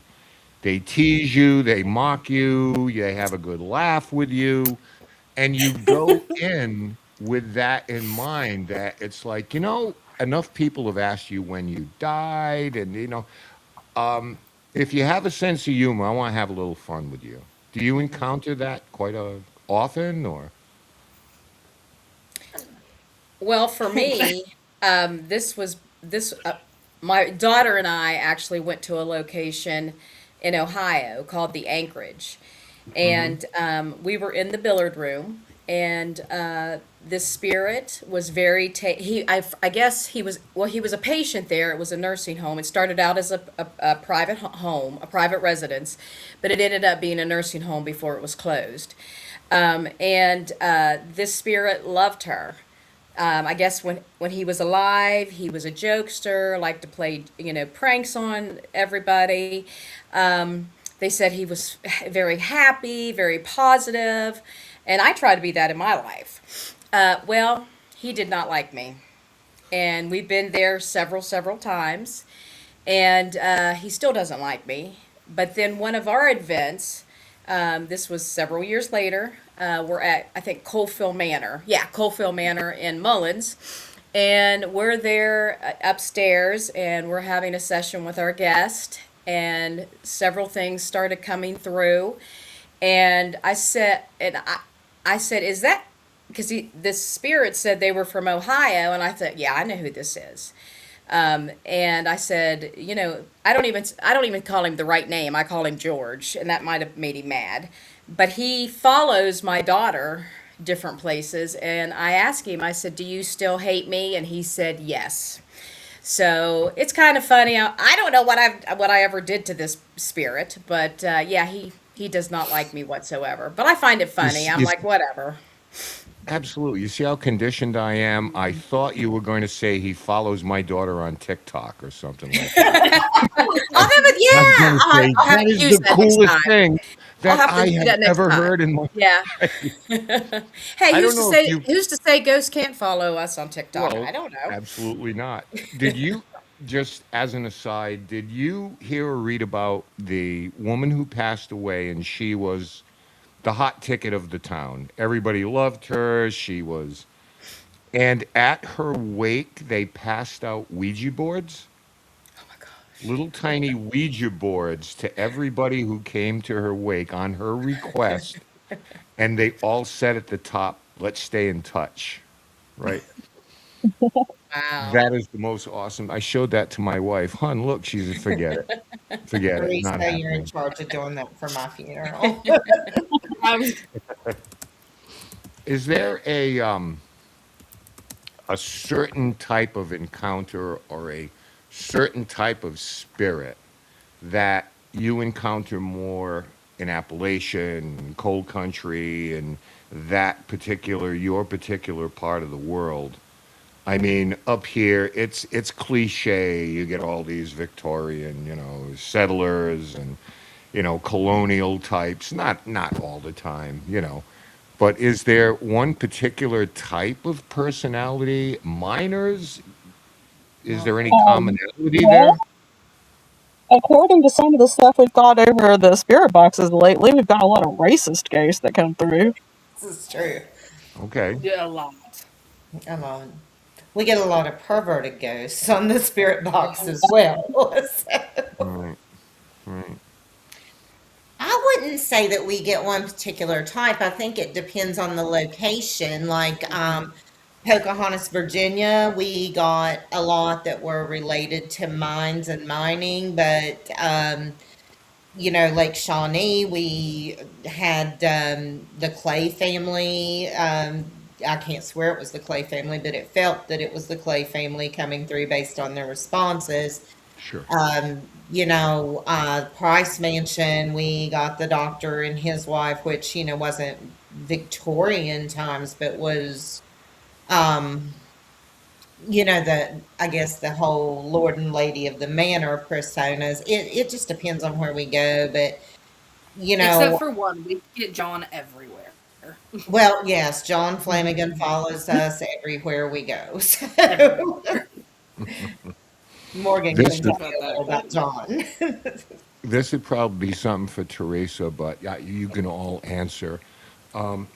Excuse me. Is there maybe one particular legend or story that's constantly repeated that you wish would just go away because it's not true?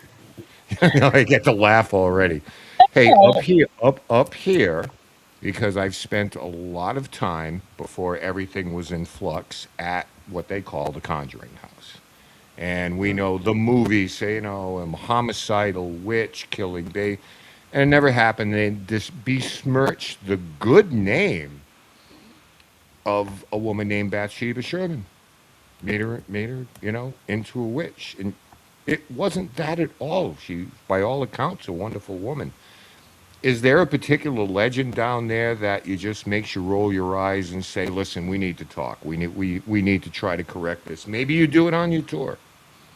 So I'll play it a little bit safe and say that I do consider folklore, including ghost lore, as a major part of sociology and history.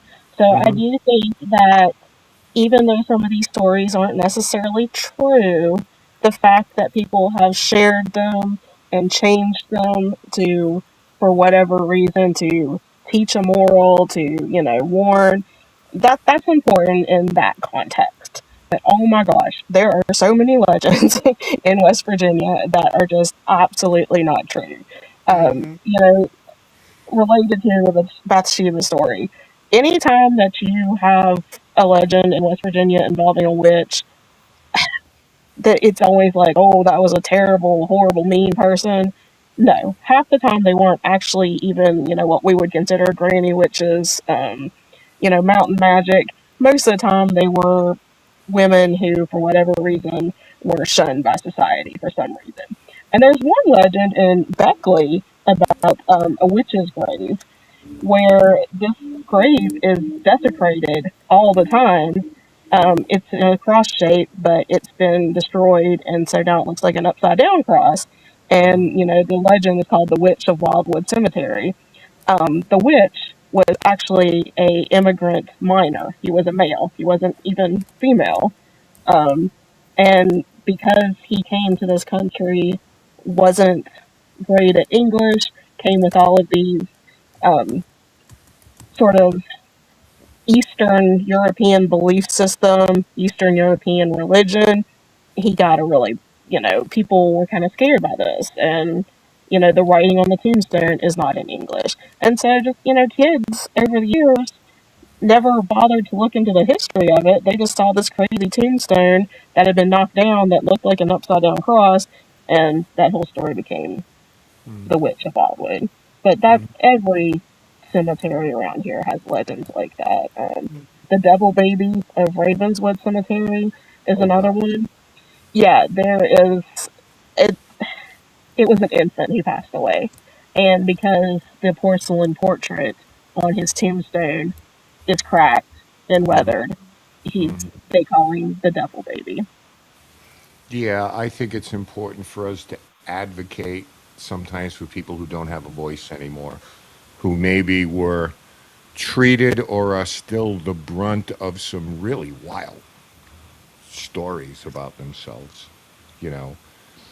And if you're doing that kind of thing, good on you. I mean, listen, myths, legends, folklore, they're fun. Don't get me wrong. You can all sit around a campfire and tell ghost stories, but you want to be accurate as possible, of course. One thing to Um, point on my personal website is that I want to share the folklore, to preserve that folklore, but then deep dive into the facts and to get the real story about these mhm. people out. My last question before I bring George in, and I want to make sure before we leave, George, that I can put up some posters of events they're going to be appearing at. So if I jump in at the end and kind of interrupt the goodbye, I want to make sure we cover those. This is a common question. but I think it's pertinent. We're not calling anybody out, but the things you see on TV, the things you see on social media, and we all have a social media presence. You probably have more than we do. Do some of the things that portrayed bother you to some degree, or do you just, like me, just say, it's just a video, it's just a video. They're trying to be entertaining. I get that. That's not, the real deal. Is there something that particularly bothers you?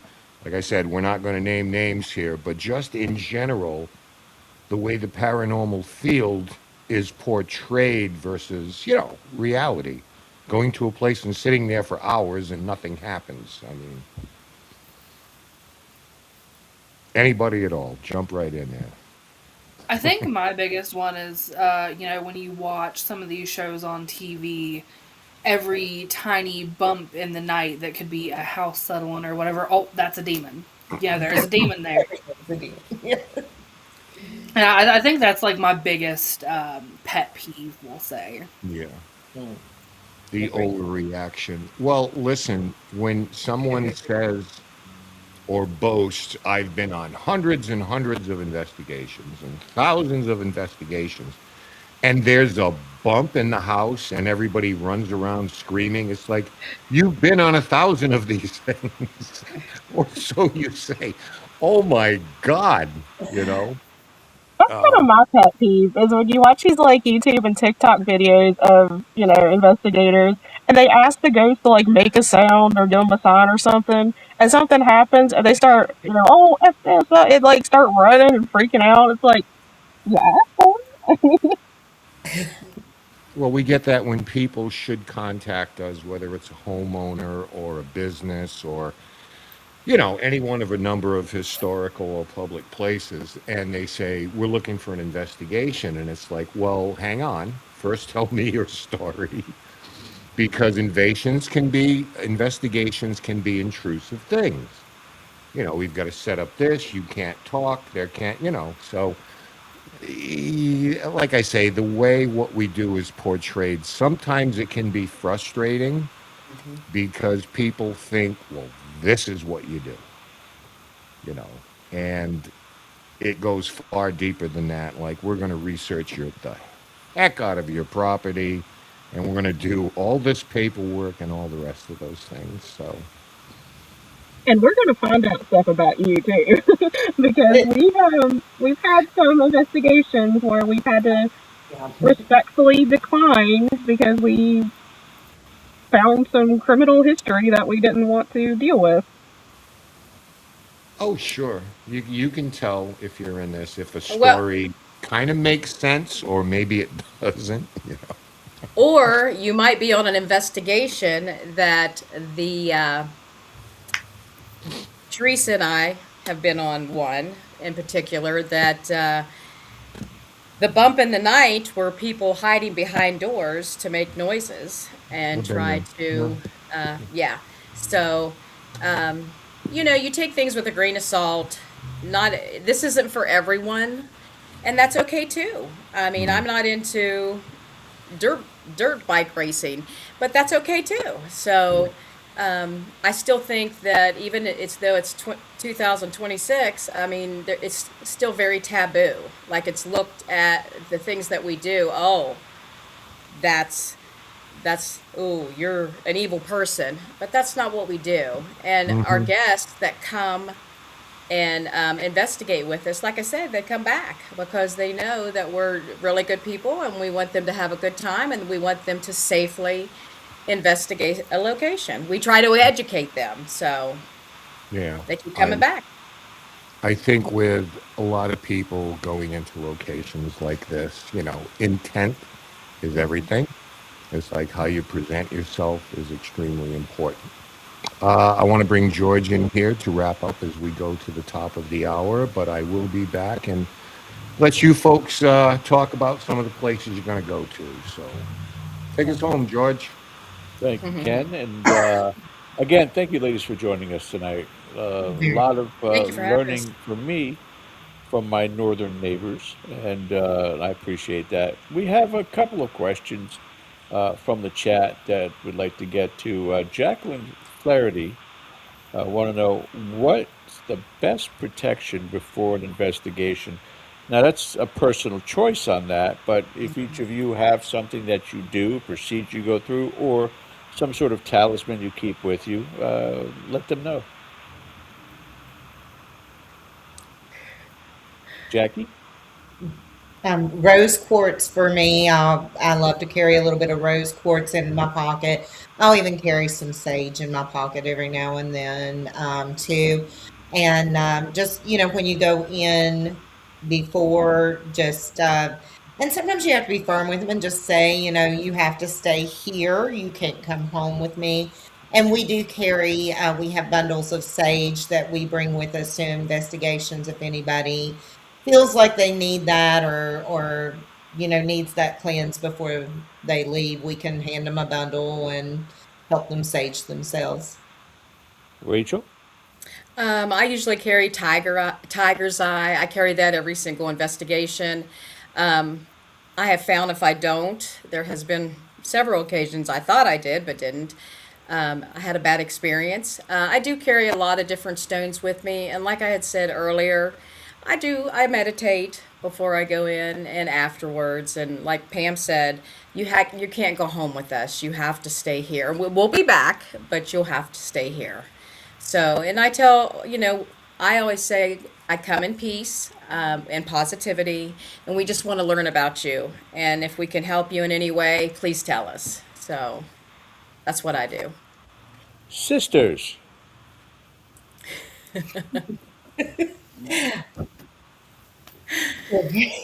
Where did they go? They're actually not sisters. They are No. a couple.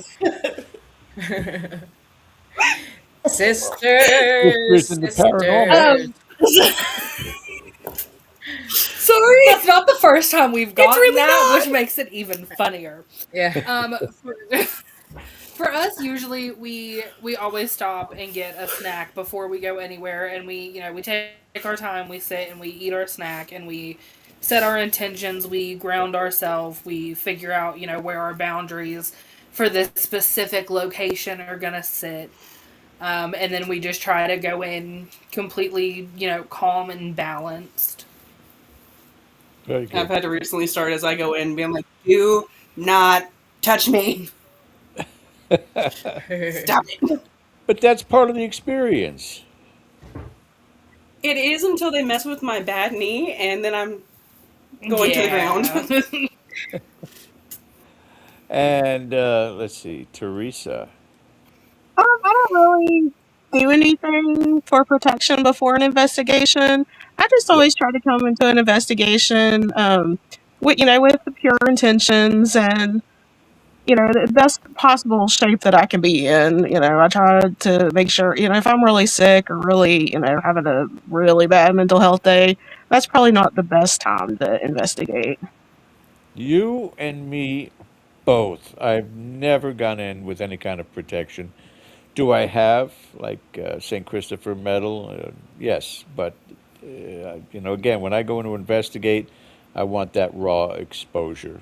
I guess it's kind of foolhardy to go in there and not even know what you're encountering, but maybe that's why, as I bring Rachel on, because there's a question coming up for her, why I'm still dealing with a demonic oppression from probably 15 years ago, and it's still going on. So, word to the wise, listen to your listen to your experts that know what's the best thing to do to protect themselves. Sandy Andrews wants you to answer this question for you, Rachel. What is or are your favorite stones? I really don't have a well. My most favorite is the tiger's eye. I really love the tiger's eye, and but I have stones. I call them stones. People call them crystals, rocks, but I have them all over my house. And even when I go into nature, I'll pick up a rock.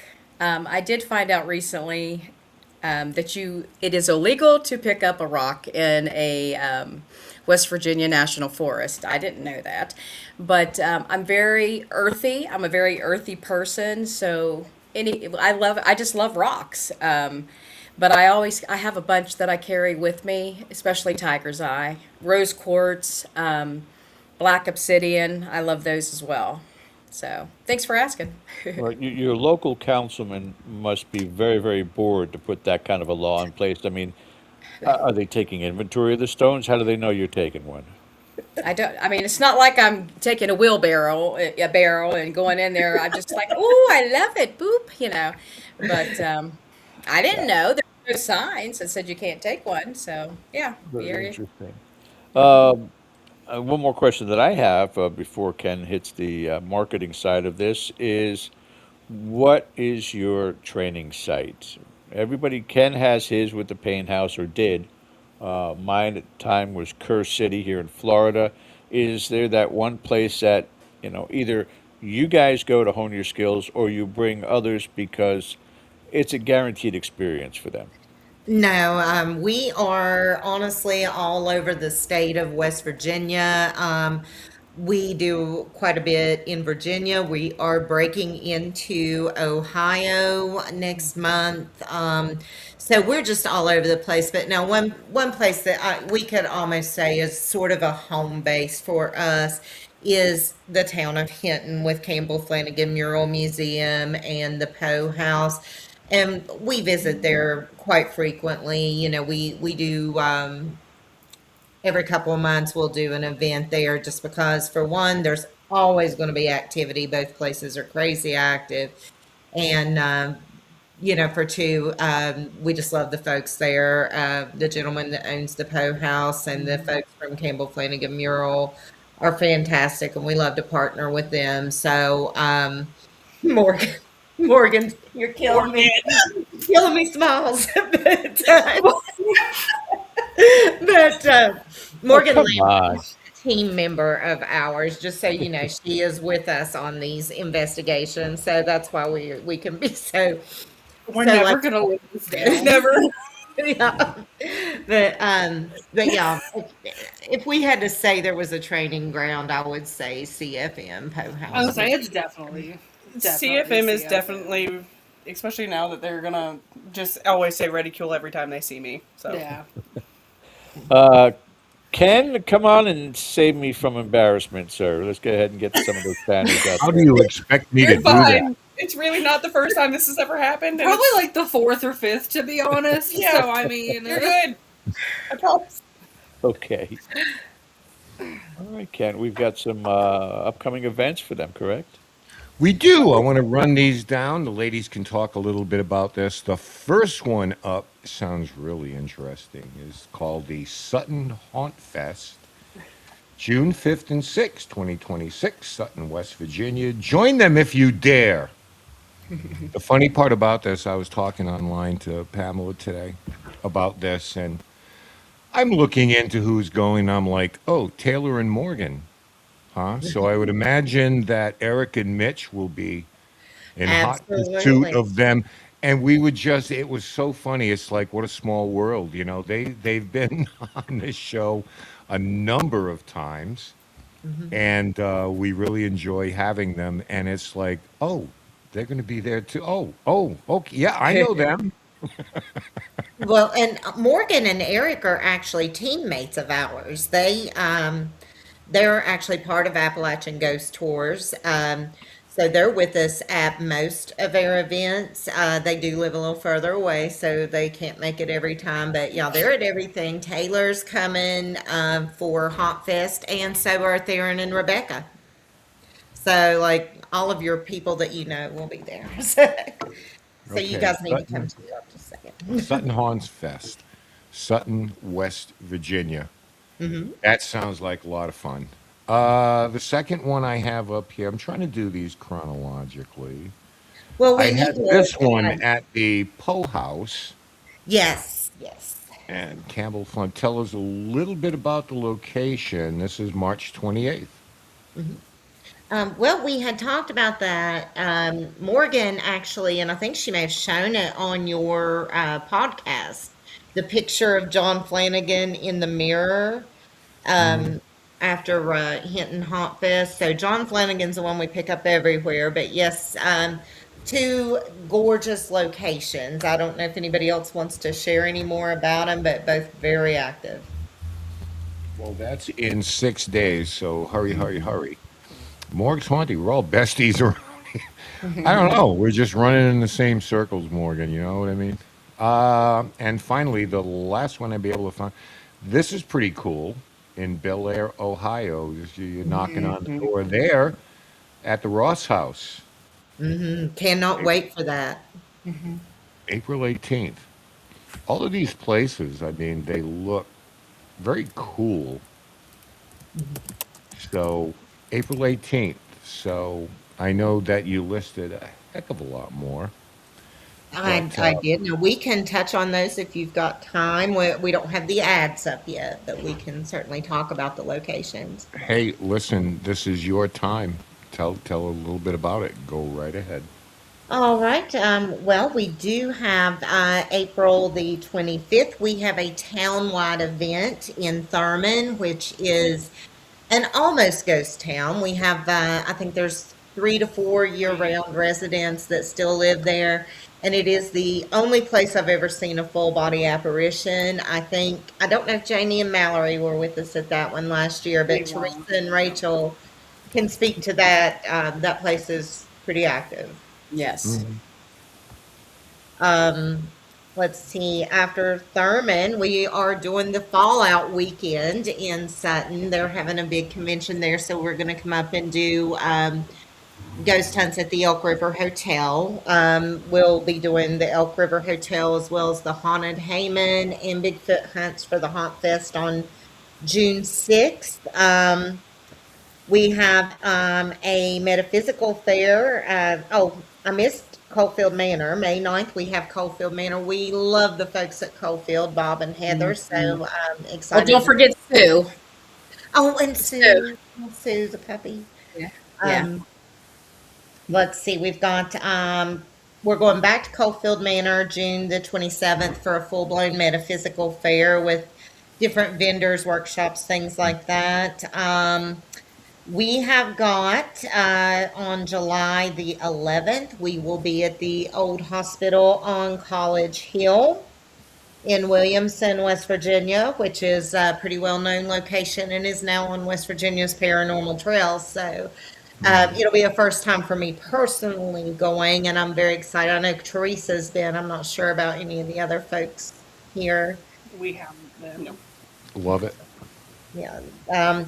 Let's see. We have got August 1st, we are doing the old G.C. Murphy building in historic Welch, West Virginia. And you'll have to help me out with this, Jamie, is it the 14th and 15th that we're working with Moth Manor Airbnb in Fayetteville? And Yep, it's the 14th and 15th. all right, so that's still in planning stages, but it's going to happen. And September 12th is another big full-blown festival. We'll be doing Haunt Fest in Pocahontas, Virginia, which is another extremely haunted town. October the 3rd, we'll be doing a metaphysical fair at Litt's Mansion. Listen, if you missed the Litt's Mansion when we did that in January, oh man, that place was You're wild. missing out. Mother of pearl. Yeah, it was so much fun. The Litt's Mansion is a must-do. We always do the Monster Mash with the town of Princeton. They do a big Halloween festival, and we do ghost hunts at a historic local venue. So we did the Renaissance Theater last year and loved it, and hopefully we'll be invited back for that. We do have a couple more things in the works that I won't talk too much about until we get plans finalized, but we are all going Wednesday to one of these locations to just do a private ghost hunt and talk with the gentleman that will be setting us up for the bigger events to come. And it's a very well-known location. And we are traveling to one that has not really been noted for its paranormal activity, but is rumored to have some that our friends at 304 Urbix actually turned us on to. We're actually going April the 12th to visit that place in Farmville, Virginia. So we'll see how that goes, and hopefully be adding those events as well. No, that's how you get it done. I know we'll be in Virginia in May. Oh, So what Cody part? and Satori, Where at? Cody, we're actually going to go to Alexandria. Okay. Yeah, I let's really do it. loved Alexandria. It's a cool town, and of course, we'll hit Mount Vernon again. And we loved it. Cody and Story is still listening. Road trip to West Virginia. I'll get a hold of Julie. Yes. I'm sure she'll arrange a helicopter for us. Hey, Julie is our group travel agent. She takes care if of. you don't come, you'll regret it. West Virginia Yes. has an energy like no We will. other. It's you feel it the minute you get into this state. When I tell you it's different here, it's different here. And it's gorgeous. It's a gorgeous place to visit. I told you when we finally make our pilgrimage to Trans-Allegheny, we'll give you a call. Yes, I'm definitely. all about it. Yeah, let's do it. Yeah. All right. So I think that wraps up promos and what they're doing.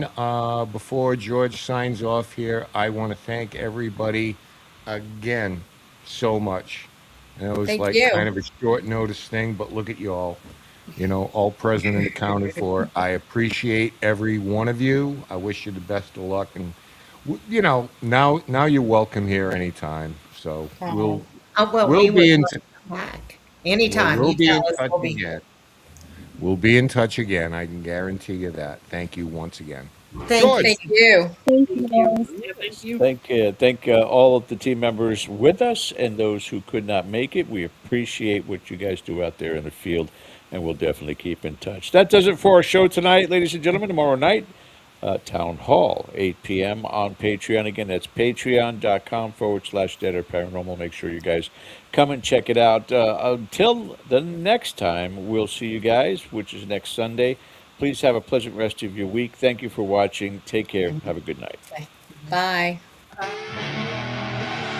I see her rolling up, Uber black Cadillac, high heel boots and a sexy body full of tats. Baby's bad, oh baby's hella bad. After her there ain't no coming back. Wanna take a run at that. I think she's feeling me, turn it up a few degrees. My imagination of her body gets the best of me. Oh gosh, she's such a tease, being lit.